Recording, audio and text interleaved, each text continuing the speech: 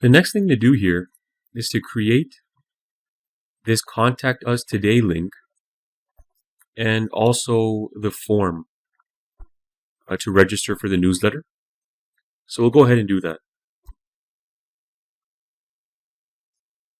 So again, we'll start by creating a table to contain those sections. Next, create a table row. And inside this table row, create a table column. This column, give it a height of 72 pixels, alignment of center, and vertical alignment of top. And this is what's going to hold the Contact Us Today button. Inside this column, create a table.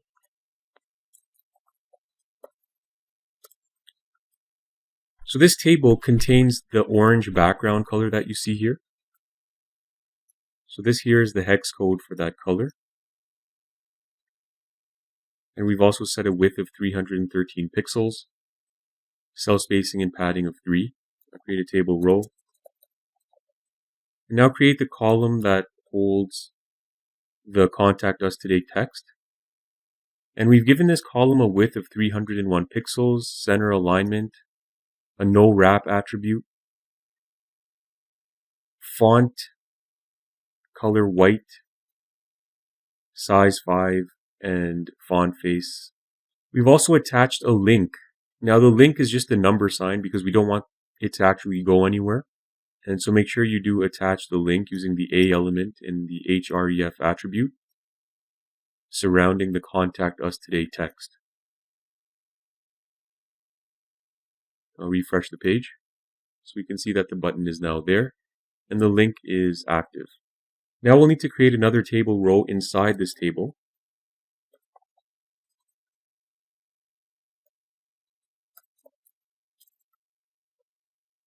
Now create a table column.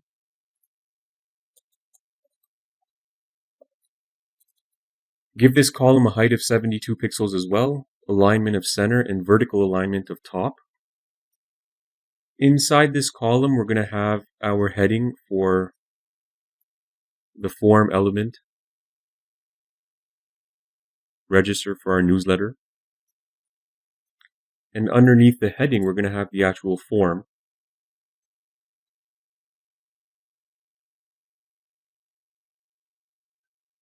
So we've given the form the name contact, method post action send.php.